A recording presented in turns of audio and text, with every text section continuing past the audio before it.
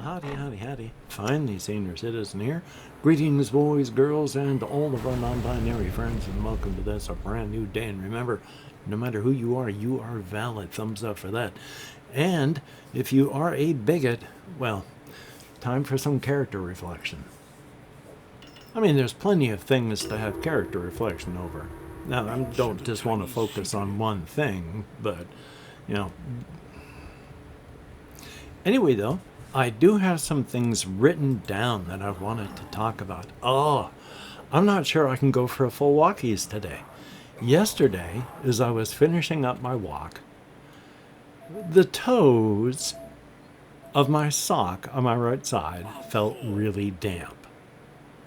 Not a good sign, since it's been dry and I haven't been walking through water. However, the shoes I have, the boots, work boots, because they're pleather, they hold in moisture well, and so my socks have been rubbing off the coloration on the inside of the boots of late because my feet have been sweating because I've been walking in the heat. So all my socks are getting stained. Yay for that. Anyway, though, I knew for sure that there was going to be issues with my toes. I've had problems before going walkies when I lived on the southern side. My apologies. Dentures are fun. My walkies when I lived on the southern side of Shelton, I had blisters all the time that would burst and then just raw skin. And they would occasionally bleed, and it was fun. This, when I got the boots off and finally took a look, oh yeah, I'd been bleeding inside of the sock. That's why the sock toe part felt wet, because of the blood that had come out of my toe. Because, yeah, I have, unfortunately, yeast in my toenails. I have had this for 30 years now. I have not been able to get rid of it, and I have tried through the years, and nothing has ever worked. Now, yeast is different from mold. You can get mold in your toenails. You can get mold in your fingernails, too. Good thing about yeast is there is a medication you can take that will do the trick and kill the yeast in your nail beds, but it's really hard on your liver.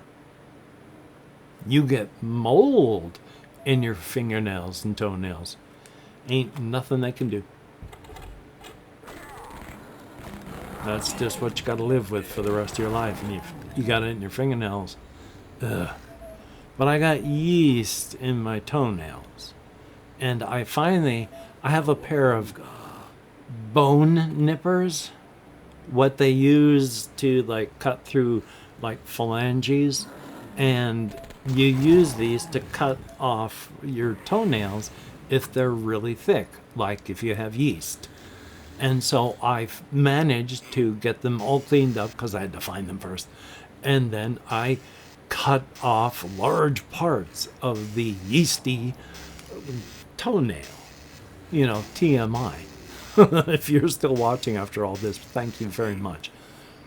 But the jagged parts of that, when I was walking, rubbed against my other toe, caused a blister, tore the blister open, rubbed the inside of the raw flesh until it bled.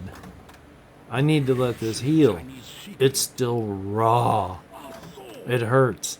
Not bad. But I've been walking very carefully this morning and not going very far, just to the community center and back.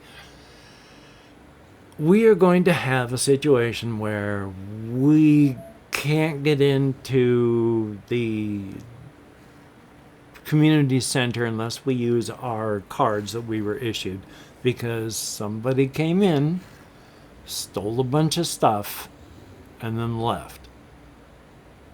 And we're kind of afraid that someone, a former person who might have been here, we have no names, it's just, or any person, it's just the way that the person was on the security cameras. They kind of had to know about the kind of layout and where things were. So it either been there or someone told them. But we're going to have to be using our cards to get in. Something I kind of wish they'd done way back when I first, got here. We've had one door that's just always been open, and I've never liked that. But now it's not going to be that way. Just got to make sure to carry the card. So that was fun this morning.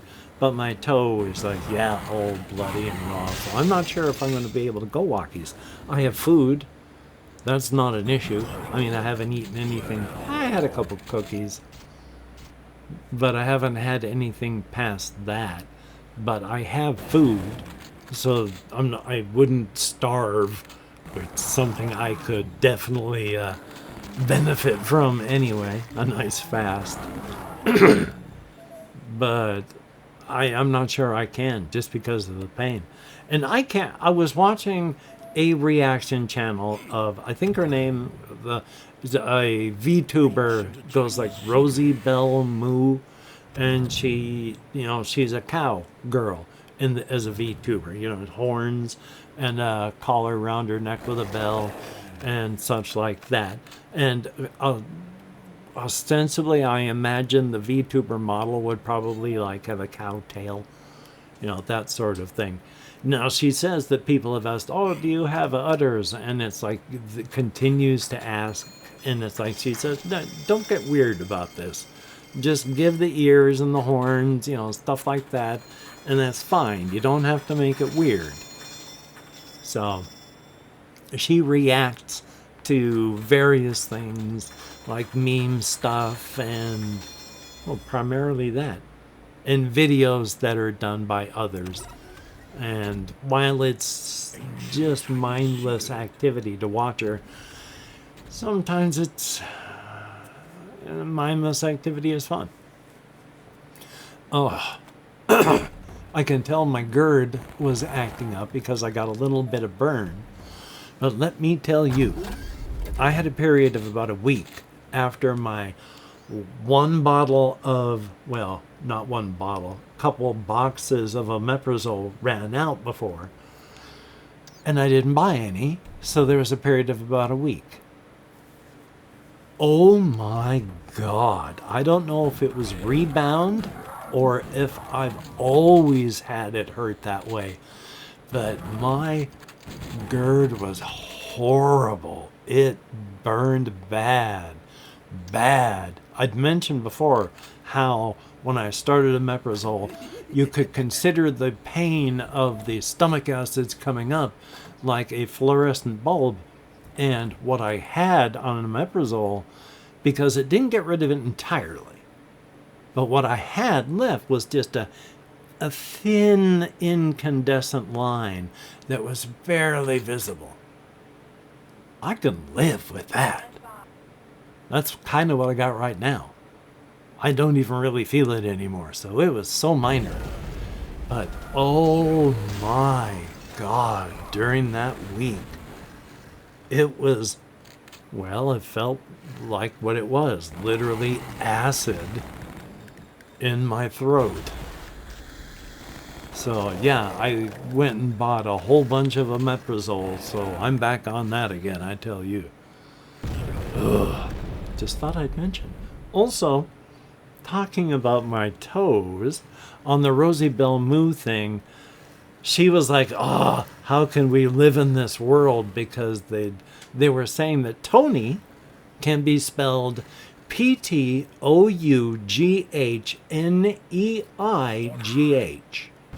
And each one of those in English is correct, because the silent P, pterodactyl, has a P in front of it.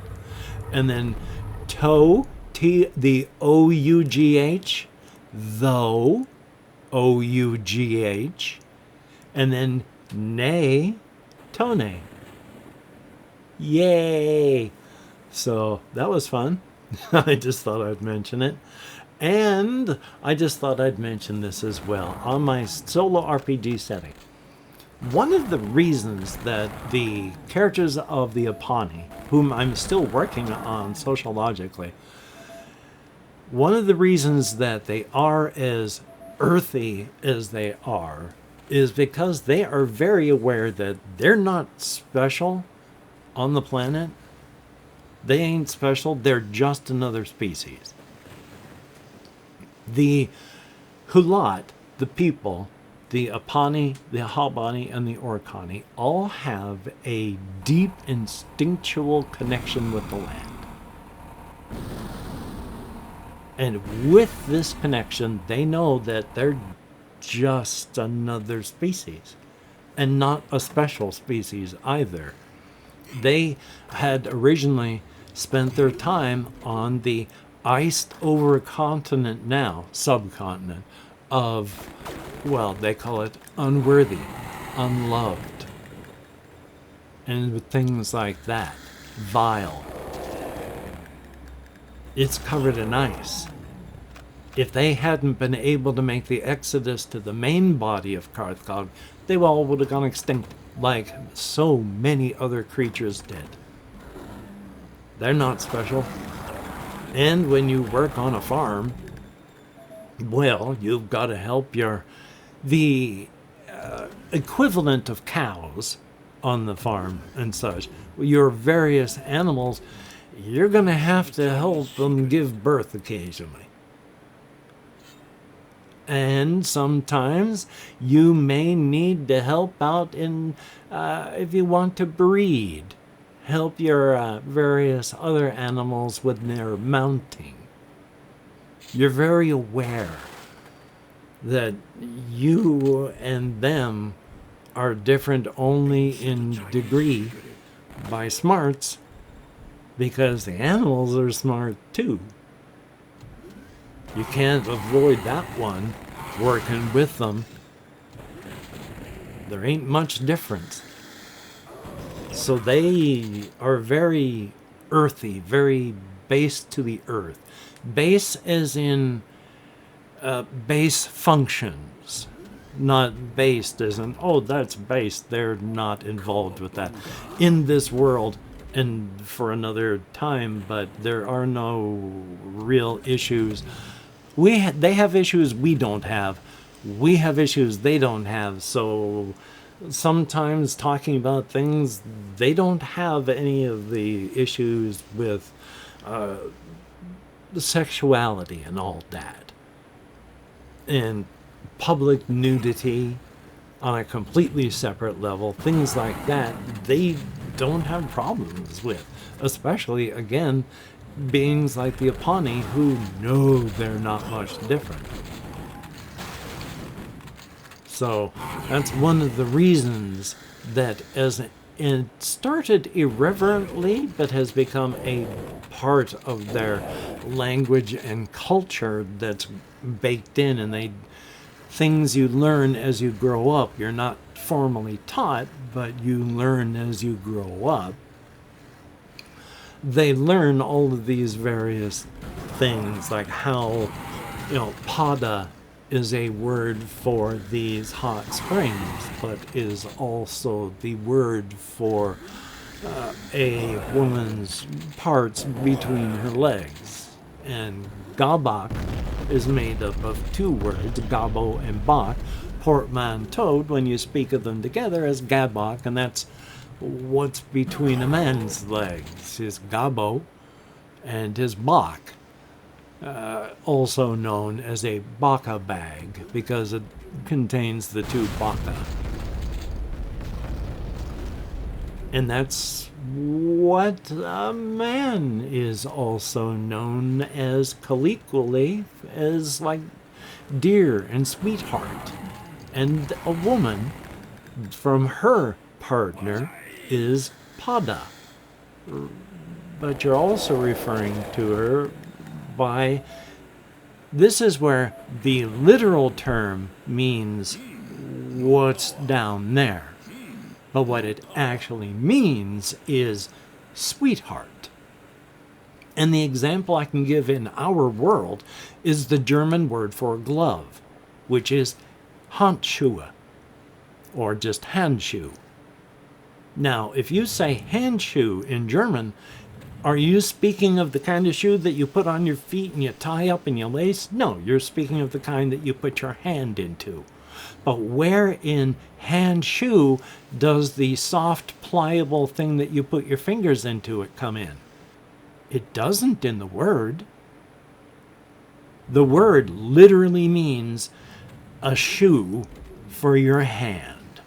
But what the word means is the soft, pliable thing that you put your fingers and your hand into. Just as the word pada means what's down there, means sweetheart, dear. And how the matron of the household, because these are not nuclear families, they have everybody living in the family, from the youngest to the oldest. They are large meandering buildings, and everybody lives in there. But the house matron is the padate, and the padate is a large one of these hot springs. And by hot springs, they're not boiling. They're pleasantly warm that you can actually fall asleep in there. That nice. And it's a large enough pada that you can have several people, up to like 10, 12, 15, some larger ones even more. And it literally means a lewd word for what's between a woman's legs that engulfs us all. But what it means is house matron. Just as the house father is the gabote. Literally, it means lewd word for what's between a man's legs that sired us all, but really means a house father. They are very earthy. And also Utak, I wanted to talk a bit about him. Well, them. Because I'd mentioned before, when they don't create human bodies, they build them particle by particle, atom by atom, molecule by molecule, until they've got a body built. They don't just create them. But the emergent properties of doing that is there's basically like a socket that they can poke into and be in that body, because they have to pare down until finally that point of attention is only about 0.5% of what they are. And that is amazed at what's there. Try to remember what I'm talking about, Utak. But that battery compartment area where they can stuff in some of their own energy and the body wakes up on their own. The thing is, that is totally different, strange, and unusual for Utak, because Utak has had only attack or run reactions to living beings.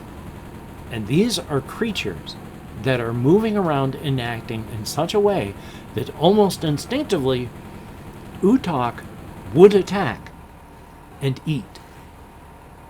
But Utak does not feel that with these creatures, and they are separate creatures.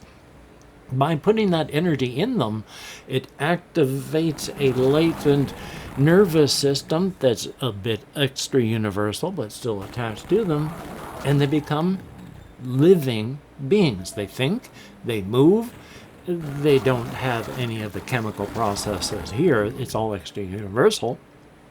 But the physical body moves. And in this setting and universe that I have inside outside Razor's Edge, around intelligence there is quantum knotting with quantum particles that form a particular pattern around the focus of intelligence. Everything has this, from a hamster, earthworm, ant, on up, people, more. The greater the intelligence, the more intricate the pattern. But because there is energy of Utak within them, and the pattern forms, this pattern is partially mixed in with the energy of Utok. So they are separate beings that have Utok in them, but aren't Utok because of the presence of that other. But they aren't other because of the presence of what is Utok. And what sort of creature is it that is a part of you that is also a separate being? Utok recognizes these creatures as their children. And they are fascinated by them. They also understand that the feelings they have normally, before they decided that this was their home, before they matured and decided that running, being a coward, was no longer in their vocabulary. A further sign of their maturity is their recognizing and understanding them as their children. And they will fight if there is a threat to them. So Utok is changing and growing, still vile, but again, when talking with the King in Crimson, with their threads that go out that capture those that are the kind of human being that they like to eat, they have voluntarily withdrawn the threads that pass through the razor's edge layer. That is the current one I write about, and several hundred micro layers in each direction. And I'll have to talk about that again later. And we'll stay away from any part of this connection on the inside. No victims that, well, they wouldn't be victims as we know them, of course, since Utok still lies and calls them immigrants. But they are no longer accepting immigrants from this layer. And hey, time for a call to action. I did 25 minutes of video recording of Shadow Warrior, and at 22 minutes I'm only starting this. I'm going to have to loop the video. Anyway, though, call to action. If you could like, comment, share, subscribe, that would be awesome. And for each one of my Patreon patrons, thumbs up and thank you. This older man, I'm not going to cop to old yet. This older man, I'm only 62, coming up on 63. This older man is very, very appreciative of your help. Thumbs up, thank you. It is appreciated. I'm repeating myself, but it's still true. And if you have left me a comment, thumbs up and thank you as well.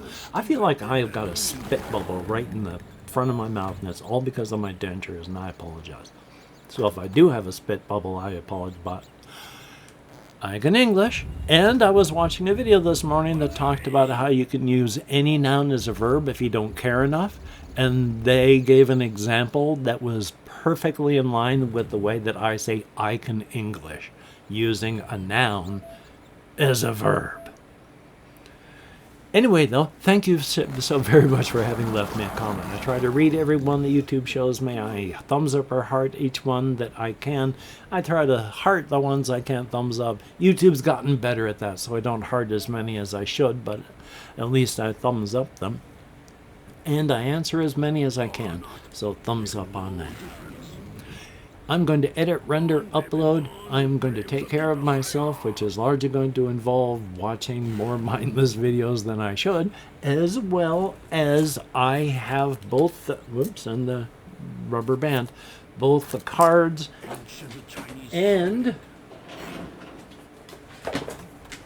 I have the instructions for Dungeon Runner all printed and put into a notebook of their own. So I might get that one done because I really want to play that one. So I got a lot of stuff that I can do. And hopefully you can get done the things that you would like to get done. But if you can't, please do not beat yourself up. It will not help you. And of course, I play a game of Internet Marco Polo where I yell out a secret word in the hopes that those that hear will type it into the comments for one of two reasons, or possibly both. Blatant engagement farming to let the algorithm know that people actually do watch my videos, and also calling back the secret word because it's nice to know that people actually watch and listen. Thumbs up and thank you so very much, each one of you that plays. It is appreciated since you don't have to, but you choose to. We have Jesse Koskinen. Thumbs up, thank you so very much. There is Matt _T 7202. Thumbs up and thank you. Gus Garrett 6838. Greatly appreciated. Big Hitter R8. The R is part of the Big Hitter 8. Thumbs up and thank you. Almighty Monkey Power, greatly appreciated. I am on the net. Yes, you are, and thank goodness for that. Greatly appreciated. Good to see you. Jack-05Z2J. I hope you continue to enjoy the format. I'm not going to do it forever. I have to keep things always shook up in my head, so you never know.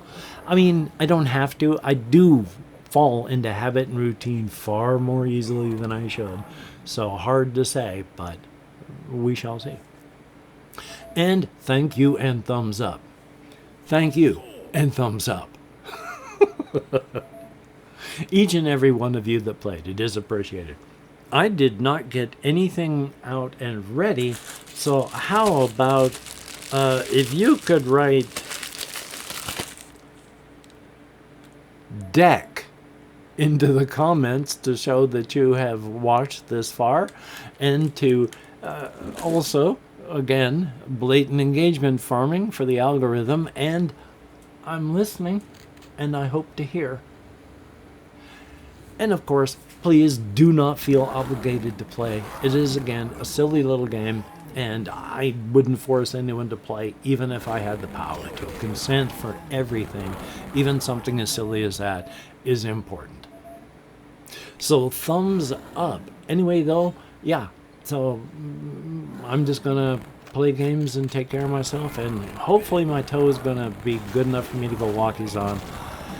It got pretty ripped up, I'm not sure. So probably that wasn't English. Probably the best thing I could do is for one day take it easy and then go walkies. And I clipped on it this morning after I took a shower in the hopes of rounding it down so it doesn't grind on that toe. Because otherwise, I'm not sure how I'm going to get it down. Anyway, though, you take care. Have a great day today. How do I normally do that? No, here we go. Until we meet again, you take care. Have a great day today. I will see you on the flip side, and that is indeed a very, very good thing. Indeed it is. Hokey smokes, my brain is made out of, it feels like Swiss cheese and chopped brown paper sometimes. Which, first time for everything.